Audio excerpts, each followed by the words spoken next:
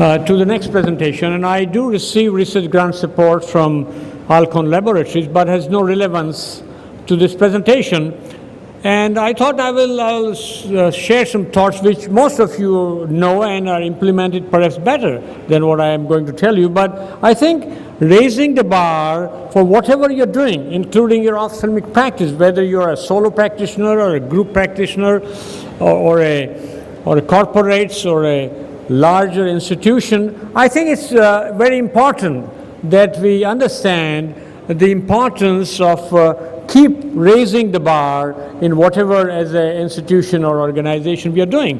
To me, raising the bar is very important for me to do that because it really adds my scale or growth in my personal evolution as a clinician, as a practitioner, as a community healthcare delivery person. And if I'm an organization, that's very important, obviously. But it also continues to raise curiosity in my mind and as a clinician that what is that we are doing, why we are doing, what does it mean to us, to the society and to the patient. So I think raising the bar is very important, and we all recognize that if you are not changing, you're setting your dead wood. You need to change yourself, and it has to be not one time, it has to be a perennial process, a constant process, changing, questioning yourself, what you're doing, and don't hesitate to do just the opposite what we did some time ago based on the evidence that we create ourselves or we see and adapt from the presentations and from the literature and so on. But you must understand that it is a need of the day, and we better do that for your own evolution and for your survival. But not only that, to me it's a responsibility. It's not only a legal responsibility, as some of the countries are now trying to implement through various direct, indirect measures that you do that. But I think you must understand it's your responsibility as a healthcare person, whatever capacity you have, that you need to keep raising your bar, because ultimately the bottom line of whatever we are doing is to deliver a quality care, quality management, quality services, and quality relationship that you build as one unit with the community as a national and international context. So quality care, and if you want to do that, it's obvious that we need to do. So we understand why we need to keep raising the bar, and how part becomes very common sense if we understand that we need to do that. But first, you need to improve yourself as a part of the organization or only part of you as main person. And you need to adapt team approach, and L.V. Prasad Eye Institute and few others across the globe have shown how you can do that and how a team can contribute to the organization and to the patient and to the community, and thereby we all end up improving the patient experience. But to do that, it's very important that we have a discipline. We need to adhere to a set system and processes, sometimes protocols, and we must understand that it's very tempting to have a shortcut. It's a busy day today, I don't want to do this, but if you rigidly follow the system, and you as a clinicians, and we are notorious for that as a doctor, because our training is such, our priorities in our evolution has been different. But we need to have team people supporting that so that we can finally continue adapting to that system and process. And improving yourself, I think, you can do yourself in various ways. I did it doing all this, what you see, and I recommend to younger people to consider many of these things and many more that you can see and you can understand. I learned today a lot in these three presentations, and I'm going to take home and distribute to my fellow colleagues who can do that. So I think traveling, attending meetings, interacting, and doing whatever you can will help you not only yourself, but then to entire organization and eventually to the entire community.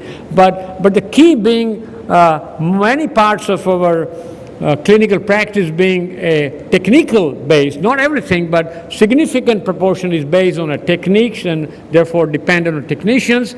That craft, learning that craft of managing non-surgical and surgical remains the key point or cornerstone for achieving that optimum clinical outcomes. And therefore, learning remains a lifetime, and we all want to learn until our last breath. And that learning becomes mutual if you have a team and with other members. So I think I cannot say enough how important it is, and to adapt to newer technologies, newer investigation, surgical innovations, to keep learning. And this is one example my colleague Dr. Samresh Srivastav showed us in a high-speed photography, that what we were doing in the cataract scenario, you can understand that whole technique of that lens removal so much better when you expand that technique and zoom it up, zoom in into little points, so that you can at the end improve your performance and therefore improve your outcome. So there are several examples we can quote to improve yourself and clinical outcome that you need to adapt. But the key is that now, if you're not giving anything, is the time to pay attention to the details, paying attention to make more precision in terms of your investigation and surgery, but also how you talk. Make a rehearsal, make a little write-up before you start counseling and talking about it, and you will be surprised that you'll question, should I say this? Am I correct to communicate this way? So pay attention to everywhere and keep revisiting clinical strategies. I tell you, I am swallowed my words and teaching right from my career. I have just taught just the opposite many areas of what I am doing today. But I am very open, I don't mind, because you need to improve, and many times you will have to do that. So keep revisiting what you're practicing, your strategies, and you'll be surprised for good of yourself and others that it is tremendous. But as I said, the teamwork is something which helps you to do that. And in certain areas of our science, particularly we heard the glaucoma, ophthalmos, we heard young people going refractive surgeries, the pediatric ophthalmology, whether it's the cataract or whatever, the teamwork is important. Of this team, the crucial members is the parents. We have in a better organization many components inbuilt in-house, but the most important people in the team are the parents, because it is the parents understanding, being aware of the disease, being more compliant, that will allow us as a team to achieve our final objective, improving the pediatric quality of life. So I think that thing is good, and we need to upgrade our standard, which was yesterday of intracapsular, extracapsular, and so on, and likewise in all areas. But first thing is first, we must have a right technology. Sometimes the problem is that the challenge is that they are very expensive, and their risk benefit or cost effective becomes an issue at different organization and different level, the way one is involved in delivering the care. But efficient technology has to be there. It's mandatory now. And wherever it's possible, wherever it is cost effective, try to push for single-use devices. And we keep hearing about all over the world, but in India in particular, several epidemics or sporadic outbursts of some potentially blinding conditions coming up.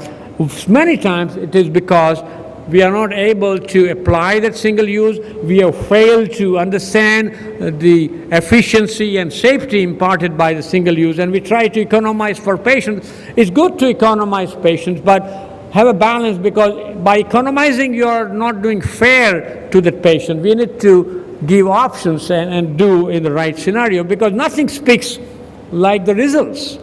And therefore use this technology to the advantage of the patient, and sometimes it could be a cost concern, but discuss out with patients, and you must have an option to deliver it. You should have the capability to deliver it in the right segment, right kind of patient, because that remains the priority, because that's what you would like to have yourself.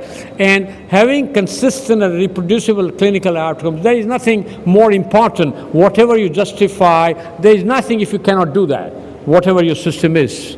So therefore, adopting this investigative technology and evaluating and monitoring the outcome. The key is, it's all right to perform on table or do it in your clinics, but what matters is what remains with the patient as an outcome, not tomorrow, but whole lifetime. So monitoring these patients in terms of his risk, the complications, and the precision you did all throughout, what does it mean to the patient? So I think monitoring remains a crucial part if you really want to continuing raising the bar, and therefore it's obvious that you need to maintain, in the technical sense of maintaining these facilities and technology, and it costs, and that therefore to be able to apply the modern good products like Pascal, like the Smile, like the IOLs, we need to have that component to continue raising the clinical count. But all of these really we are doing it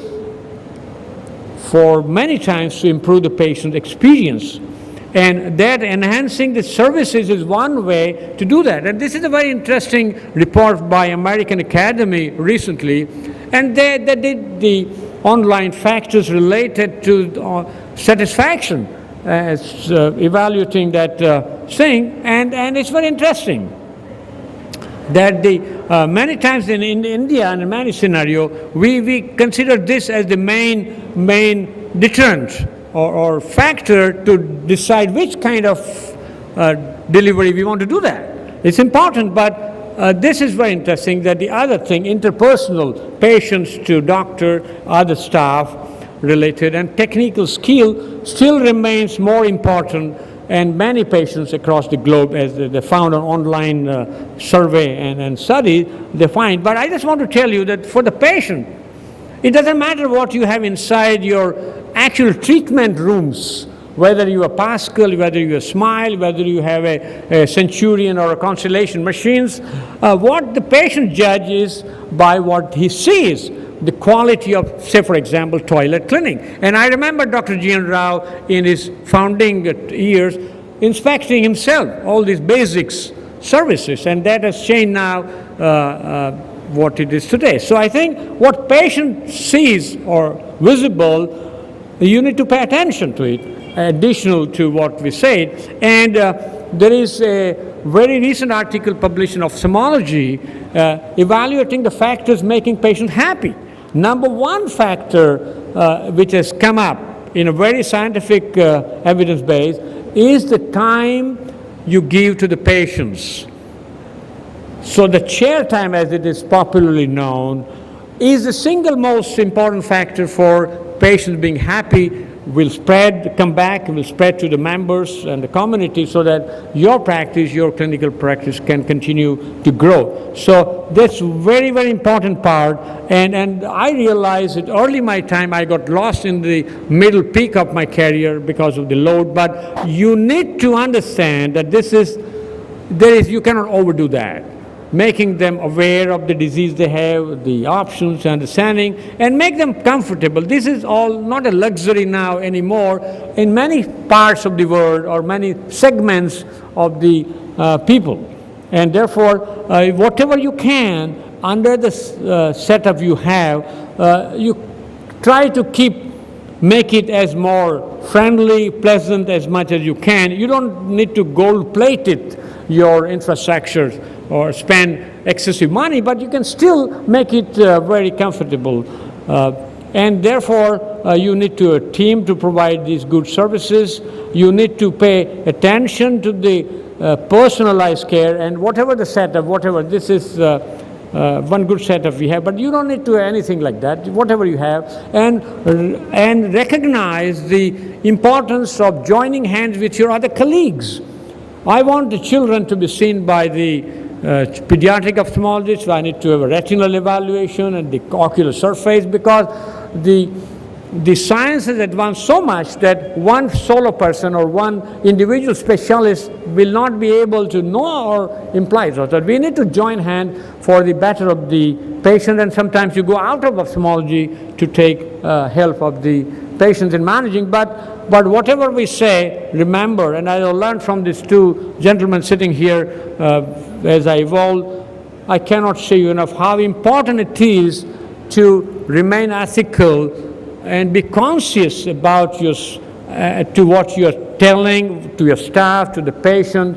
So be ethical. It's very tempting to see somebody making money and you want to do the same, or see an institution being on the world map and you want to do that, but adapt a right approach and try to be as ethical as you can. You can never reach the limit. So there is always you can do that. Now, can you do this training program in private practice? There are institutes which are doing, and I think it's something which you can adapt not only on your clinical teaching or surgical teaching, but also you can add to the academics and then finally into some research area. And is it really necessary? I don't think it's necessary for majority, but if you have that mindset, it's very good, nice to know that concomitant these activities can really add to your growth also. And even if you're a businessman, it's worth doing it even as a business modality, even if you're not actually doing it for your own curiosity or things. So I think there is a need to combine this training, yourself getting and imparting it to others, adapting to the academic for continuous growth. But all of these will make you a little more passionate than you were. And I think it's very important that you try to be passionate. Not everybody needs to be passionate about whatever you're doing, but once you do that, you taste that success yourself, and there's nothing like testing a success. So I think you can adapt to in areas you want to be doing that, whether it's pediatric, whether it's glaucoma or whatever. But remember, many of us are doing a great community services, and I have a hats off to the organization, and we have plenty, and we have shown you the world. But remember now that quality remains, even in this organization, should be the number one. That's not an excuse for delivering whatever substandard now. And we need to raise that bar. So that whatever there was yesterday was a standard, now may become substandard. So keep doing it. And therefore, finally, raising the bar will give a better patient outcomes. You will contribute to the progress of science. You will obviously be the personal growth. And also will reduce the stress. Sometimes when you wake up in the night, you remember the advice you gave it to the patient, the management you did, and you stress yourself. You don't need to do that now anymore because of this right approach. But I just want to tell you the final thing. My colleague, Dr. Shettle, brought it for me. And notice these are the MBAs, the people who couldn't get medical admissions, because they were not as brilliant as the guys who went to medical colleges. They ended up a so-called MBA, and there are every kilometer there is an MBA institute now in all the cities, and they continue to grow in their income and other things as they age, because like an old wine, as they age, they are more invaluable, and people, they are sought after. While the doctors or the clinicians, like the technical professions, like plumbers, for example, as they age, they go down the slide. So we need to understand that when you are evolving, and keep that in forefront, because ultimately we all need to lead a meaningful professional life that makes a difference for ourselves, our patients, and our communities. And therefore, we need to be quite realistic in doing all this thing, because ensuring quality, build up a capable team will really bring us more closer to the patients, which are very close to us anyway, so that we can actually continue doing that all of our lifetime. So thank you so much for your patient hearing.